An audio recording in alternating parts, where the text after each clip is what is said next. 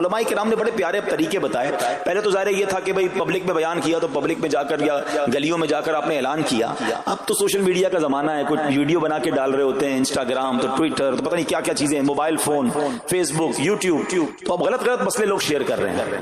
ایک یہ بڑا مسئلہ پتہ کیا ہو گیا, ہمارے موبائل پہ جیسے ہی کوئی ویڈیو کلپ آیا, کسی کا بھی آیا, یا کوئی پوسٹ آ گئی, کوئی فضیلت ہی آ گئی, نہ چیک کرنا ہے نہ کچھ کرنا ہے, اس کو فوراً فارورڈ کر دینا ہے. حالانکہ اس میں بعض اوقات غلط مسئلے ہوتے ہیں, بعض اوقات غلط حدیثیں ہوتی ہیں, ہمیں پتہ ہی نہیں ہوتا, ہم سمجھتے ہیں آگے شیئر کر دیں. اچھا, شیئر کرنے والوں کا بھی بڑا مسئلہ ہے. اگر کوئی وظیفہ, کوئی نفل, کوئی بھی چیز ہے, خود پڑھنی نہیں ہے, آگے 100 لوگوں کو بھیج دینی ہے, پہلے خود تو پڑھو. اچھا, خود بھی پڑھنے سے پہلے کہاں چیک کروایا؟ تو پلیز یہ شریعت کے معاملات ہیں, اس میں بڑی غلطی ہو سکتی ہے. تو اگر آپ کو کوئی بھی چیز شیئر کرنی ہے تو بیسٹ آپشن یہ ہے کہ dawat-islami.net, یہ دعوت اسلامی کی ویب سائٹ ہے, اس پر ایک گیلری کا آپشن ہے. آپ وہاں جائیے, وہ مفتیان کرام سے چیک ہوئی پوسٹیں پڑی ہوئی ہیں, آپ وہاں سے پوسٹ اٹھائیں, اس کو شیئر کر دیں, بنداز کریں, کوئی ٹینشن نہیں ہے, کیونکہ وہ علماء نے چیک کی ہوئی ہے. مگر ہر آنے والی پوسٹ, ہر آنے والی ویڈیو کو آگے بڑھا دینا, تو مشورہ یہی ہے کہ یہ بڑا سخت معاملہ ہے. کیونکہ یاد رکھیے, قرآن مجید فرقان حمید میں اللہ تعالی ارشاد فرماتا ہے, وَمَنْ أَظْلَمُ مِمَّنِ افْتَرَىٰ عَلَى اللَّهِ كَذِبًا, اور اس سے بڑھ کر ظالم کون جو اللہ پر جھوٹ باندھے. اچھا, اس کے بارے میں علماء فرماتے ہیں کہ اللہ پر جھوٹ باندھنے والا سب سے بڑا ظالم ہے. جب ہم کسی کو دینی مسئلہ بتاتے تو اس کا مطلب کیا ہوتا ہے کہ اللہ نے فرمایا یا اللہ کے حبیب علیہ الصلوۃ والسلام نے فرمایا. اس کا مطلب اگر ایسا نہیں ہے تو یہ اللہ پر جھوٹ باندھنا ہو گیا نا. ہم نے تو کہا مجھے تو پتہ نہیں تھا, کسی نے پوسٹ بھیجی تھی, کسی نے بتایا تھا, اچھا میں نے کہیں سنا تھا. اب کئی لوگوں کی تو عادت پتہ کیا ہے, ان کے ساتھ بیٹھو نا تھوڑی دیر بعد کہیں گے اللہ یہ فرماتا ہے, اللہ نے قرآن میں یہ فرمایا. پوچھو کدھر فرمایا, بولا یہ نہیں پتا, اللہ قرآن میں یہ کہتا ہے. کہاں کہتا ہے بتاؤ نا, آیت دکھاؤ. اللہ نے فرمایا یہ کرنا چاہیے, کہاں فرمایا؟ اپنی طرف سے. اچھا, کیونکہ کہیں سنا تھا, کہیں دوستوں کی محفل میں آدھی بات یاد تھی. ارے ڈرنا چاہیے کہ میں کیسے کہہ دوں کہ اللہ نے فرمایا, میں کیسے کہہ دوں نبی پاک علیہ الصلوۃ والسلام نے فرمایا, جب یاد نہیں, پڑھا نہیں. امیر اہل سنت کی آپ نے احتیاط دیکھی ہے, آپ حدیث کی کتاب منگاتے ہیں کہ پورا دیکھ کر پڑھتے ہیں, مگر یہاں تو اپنی مرضی سے چل رہا ہے معاملہ. خدا کے واسطے ہم سمجھ رہے ثواب کما رہے ہیں, اور ایسا نہ ہو کہ گناہ جاریہ والے کام ہو رہے ہوں. تو میں نے آپ کو آسان حل بتا دیا کہ دعوت اسلامی کے جو آفیشیل سوشل میڈیا کے پیجز ہیں, اگر آپ کو شوق ہے تو وہاں سے کوئی پوسٹ اٹھا لیں, وہاں سے کوئی چیز اٹھائیں اور اس کو شیئر کریں. باقی خدا را ان کاموں کو اپنی مرضی سے آگے نہ کریں, کہیں ہم گناہ گار نہ ہوں. تو ایک بات تو ہمیں اس پورے واقعے سے سیدنا ابو ہریرہ رضی اللہ تعالیٰ کو جو انداز, آپ کی عاجزی, آپ کا ازالہ کرنا, آپ کا اس عورت کو تلاش کرنا, یہ سکھا رہا ہے کہ مسئلہ غلط بیان کرنا کتنا بڑا مسئلہ ہے. اللہ کرے کہ ہم اس کو سمجھیں. اب دوسری خوبصورت بات, آئے ہائے, عورت کا گناہ ہے, بڑا گناہ ہے, مگر نبی پاک نے جو آیت بیان فرما دی اور جو اس تک پیغام پہنچایا کہ توبہ کر لو, میرا رب توبہ قبول فرما لے گا. آئے ہائے میرے پیارے اسلامی بھائیو, کتنا ہی بڑا گناہ کیوں نہ ہو جائے, اللہ سے مایوس نہیں ہونا ہے, اس کی رحمت سے مایوس نہیں ہونا ہے. کیونکہ میرے آقا مدینے والے مصطفیٰ صلی اللہ تعالی علیہ وسلم فرماتے ہیں, التائب من الذنب کمن لا ذنب لہ, گناہوں سے توبہ کرنے والا ایسا ہے جیسا اس نے گناہ کیا ہی نہیں ہے. ختم, نل اینڈ وائڈ, ڈیلیٹڈ. اتنی بڑی اللہ کی رحمت ہے کہ بس سچی توبہ ہو جائے نا, اللہ اس کو سارے اس کے گناہ معاف فرما دیتا ہے. حضرت عبداللہ ابن عبید رحمت اللہ تعالی سے روایت ہے, فرماتے ہیں کہ اللہ پاک کے نبی اور ہم سب انسانوں کے والد محترم حضرت آدم علیہ الصلوۃ والسلام نے اللہ پاک کی بارگاہ میں عرض کی, اے رب عز و جل, تو نے شیطان کو میرا دشمن بنایا ہے, لیکن میری اولاد اس کا مقابلہ کرنے کی طاقت نہیں رکھتی. تو اللہ پاک نے فرمایا, اے آدم, آپ کی اولاد میں قیامت تک جو بھی انسان پیدا ہوگا میں اس کے ساتھ ایک محافظ فرشتہ مقرر فرما دوں گا جو انسان کے لیے شیطان کی جو چال ہے اس سے اس کی حفاظت کرے گا. حضرت آدم علیہ الصلوۃ والسلام نے عرض کی, مولا مزید کرم فرما. اللہ پاک نے فرمایا, اے آدم, آپ کی اولاد کو ایک نیکی کا اجر 10 گنا ملے گا. نیکی ایک کریں گے, اجر ملٹی پلائی بائی 10 ہو جائے گا. اور پھر اللہ نے فرمایا اس پہ مزید بڑھاؤں گا, جبکہ گناہ کوئی ایک کرے گا تو اس کے نامہ اعمال میں ایک ہی گناہ لکھا جائے گا. اللہ کی شان دیکھو, ایک نیکی اجر 10 گنا, گناہ ایک لکھا بھی ایک جائے گا. حضرت آدم علیہ الصلوۃ والسلام نے عرض کی, مولا اور کرم کر دے. دیکھو شروع سے ہم پر مہربانیاں ہیں. حضرت آدم علیہ السلام بھی اپنی اولاد کے لیے اللہ کی بارگاہ میں عرض کر رہے ہیں. اللہ پاک نے فرمایا, اے آدم, جب تک روح انسان کے بدن میں رہے گی میں اس کی توبہ قبول کرتا رہوں گا. جب تک زندہ ہے نا, جب تک توبہ کر لے اس کی توبہ قبول ہو جائے گی۔ اللہ اکبر، کتنا کریم ہمارا مولا ہے، ہمارا پروردگار کیسا رحیم ہے۔ جب بھی گناہ ہو جائیں فوراً اللہ کی بارگاہ میں حاضر ہو جایا کرو، اپنی غلطی کا اقرار کر کے شرمندہ ہو جایا کریں، انشاءاللہ کریم توبہ قبول ہوگی اور گناہوں کی میل سے دامن صاف ہو جائے گا۔ ارے توبہ جب ہو جائے نا اور بندہ سچی توبہ کر لے، دیکھو اللہ کیسا کریم ہے، کیسا کرم کرتا ہے۔ ایک بزرگ کے بارے میں آتا ہے حبیب عجمی رحمت اللہ تعالی علیہ، ان کا نام تھا، ابھی بہت بڑے آپ اللہ کے ولی گزرے ہیں، بصرہ کے رہنے والے تھے، مگر توبہ سے پہلے آپ کی زندگی بڑی عجیب تھی۔ آپ بڑے امیر آدمی تھے، لوگوں کو قرضہ دیا کرتے تھے مگر سود پر قرضہ دیا کرتے تھے، سود لیا کرتے تھے۔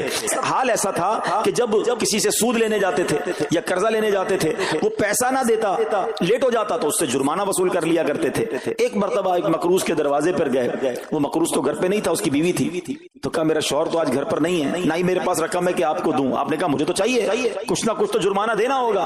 تو اس نے کہا ہم نے ایک بکری ذبح کی ہے، گوشت تو سارا بانٹ دیا، کھا لیا، اس کا سر موجود ہے، آپ نے کہا یہی دے دو۔ سود میں پیسے نہیں ملے تو بکری کا سر لے آیا۔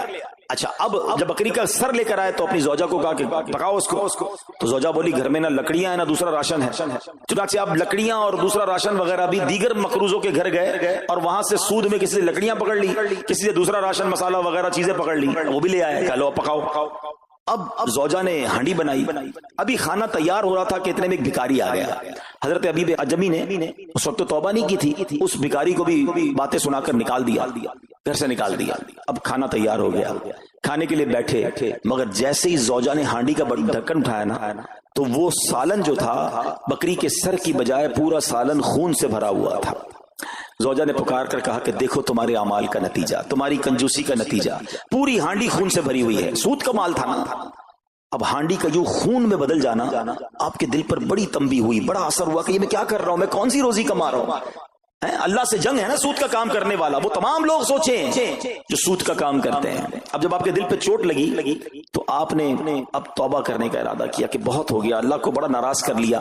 تو آپ حضرت حبیب عجمی اب باہر نکلے کہ حضرت امام حسن بصری کی بارگاہ میں جاتے ہیں اور وہاں جا کر توبہ کرتے ہیں۔ مگر جیسے ہی آپ باہر نکلے نا تو کچھ بچے کھیل رہے تھے، کھیلتے ہوئے بچے نے آواز لگائی جلدی سائڈ پہ ہو جاؤ، دور ہو جاؤ، حبیب عجمی سود خور آ رہا ہے، کہیں ایسا نہ ہو کہ اس کے قدموں کی دھول ہم پر پڑے اور ہم بھی بدبخت ہو جائے۔ پھر دل پر چوٹ لگی کہ یار بچہ مجھ سے نفرت کرتا ہے، ایسا کام کرتا ہوں میں، اللہ بھی ناراض، اللہ کے بندے بھی ناراض، اور دل پر چوٹ لگی۔ حضرت حسن بصری رحمت اللہ تعالی کی خدمت میں گئے، بڑی سچی توبہ کی، اللہ کو راضی کرنے کے لیے پکی نیت کی، ابھی توبہ کی ہے، وہ بڑی نیکیاں نہیں کر لی، واپس آ رہے ہیں۔ جیسے واپس آ رہے ہیں تو دیکھا کہ وہی بچے کھیل رہے ہیں۔ اب ان بچوں میں کسی نے آپ کو دیکھا تو کہا کہ اب حبیب توبہ کر کے آ رہے ہیں، دور ہو جاؤ، کہیں ہمارے قدموں کی دھول ان پر نہ پڑ جائے تو ہم گناہ گار نہ ہو جائے۔ تھوڑی دیر پہلے یہ بچے کہہ رہے ہیں کہ دور ہو جاؤ، ان کی دھول پڑ گئی تو ہم بدبخت ہو جائیں گے، سود خور جا رہا، ارے ابھی توبہ کی ہے۔ اور اللہ نے اپنے بندوں اور مخلوق کے دل میں کیسی محبت ڈال دی کہ بچے کہہ رہے ہیں دور ہو جاؤ، ہمارے قدموں کی دھول حضرت حبیب پر نہ پڑ جائے، ہم گناہگار نہ ہو جائیں۔ اب جناب بڑا دل پہ اور اثر ہوا کہ مالک تیری قدرت، ابھی تو توبہ کی ہے اور میری نیک نامی کا اعلان تو نے اپنی مخلوق سے کروا دیا، سب کے حقوق ادا کیے، سودی لین دین تھا سب ختم کیا، اللہ پاک کی عبادت میں مصروف ہو گئے، اللہ نے ولایت کا سرتاج بنا دیا، اپنا ولی بنا دیا۔ اے میرے پیارے اسلامی بھائیوں، یہ ہے توبہ، اللہ اکبر۔ اے میرے پیارے اسلامی بھائیوں، پتہ یہ چلا کہ عزت دوبارہ مل جاتی ہے، شرط صرف ایک ہے کہ آدمی صحیح راستہ اختیار کر لے۔ اولیاء کرام کی سیرت پڑھ کر دیکھیں، ہزاروں اولیاء کرام ایسے ہیں جو توبہ سے پہلے گناہوں میں مشغول تھے، معاشرے میں انہیں بری نگاہ سے دیکھا جاتا تھا، لوگ ان سے نفرت کیا کرتے تھے، مگر جب اللہ کی طرف آ گئے تو کیا کمال ہوا کہ اب جناب لوگوں کے دلوں میں تو دلوں میں، جانوروں کے دلوں میں بھی اللہ نے اپنی مخلوق کے دلوں میں ان کی عزت ڈال دی، کیونکہ عزت کس کے پاس ہے؟ رب کے پاس ہے۔ دلوں کا اختیار کس کے پاس ہے؟ وہ رب کے پاس ہے۔ آسمان ولایت کا ایک اور چمکتا ستارہ حضرت فضیل بن عیاض رحمت اللہ تعالی علیہ توبہ سے پہلے ڈاکو تھے۔ جی ہاں، آپ کتنا بڑا نام ہے ولیوں میں، مگر آپ ایک ڈاکو تھے، اور یہ کوئی کہانی نہیں، واقعی حقیقت ہے کہ رات کو جب بچہ سوتا نہیں تھا تو مائیں کہا کرتی تھی بیٹا سو جاؤ ورنہ فضیل ڈاکو آ جائے گا۔ جس راستے پر آپ ہوتے تھے لوگ ڈر کے مارے اس راستے سے نہیں گزرتے تھے، مگر جب آپ نے توبہ کی، جن کا مال لوٹا تھا واپس کیا اور سارے حقوق ادا کیے، نیک کاموں میں مصروف ہو گئے، اللہ کی عبادت میں لگ گئے، حضرت فضیل بن عیاض نے وہ وقت بھی دیکھا کہ وقت کا بادشاہ کے दरवाजे पर खड़ा था और इंतहाई आजजी से अर्ज कर रहा है कि हुजूर मुलाकात का वक्त अता फरमा दीजिए। अल्लाह की राह पे जो चल पड़े, सच्ची तौबा कर ले, अल्लाह फिर कैसी इज्जत अता फरमाता है। हजरत बिश्र हाफी का वाकया आपको याद होगा। आप तौबा से पहले शराबी थे, शराब के नशे में धुत रहा करते थे। बड़ा खूबसूरत वाकया है कि अल्लाह के नाम की जब आपने ताजीम की और आपको ये पैगाम मिला कि ऐ बिश्र, तुमने हमारे नाम को बुलंद किया, हम तुम्हारे नाम को बुलंद करेंगे। आपने तौबा की, इबादत में लग गए। अल्लाह ताला की मारिफत का आलम यह था कि आप नंगे पैर रहा करते थे। हाफी कहते नंगे पैर रहने वालों को, अब जब आप नंगे पैर गलियों में घूमा करते तो उस शहर के जानवर रास्ते पर नजासत नहीं करते थे। क्यों नहीं करते थे? कि हजरत बिश्र नंगे पांव रहते हैं, कहीं उनके पैर गंदे ना हो जाएं। अरे वो शख्स जो तौबा से पहले शराबी है, अब जानवर भी अदब कर रहे हैं। बल्कि आलम यह था कि एक चरवाहे के एक जानवर ने रास्ते पर गंदगी कर दी तो उसने कहा हो ना हो, लगता है हजरत बिश्र का इंतकाल हो गया है। जब मालूम किया तो पता चला कि हाँ, हजरत बिश्र हाफी का इंतकाल हो गया। अल्लाह अकबर, गोया अल्लाह ने जानवरों के दिलों के अंदर भी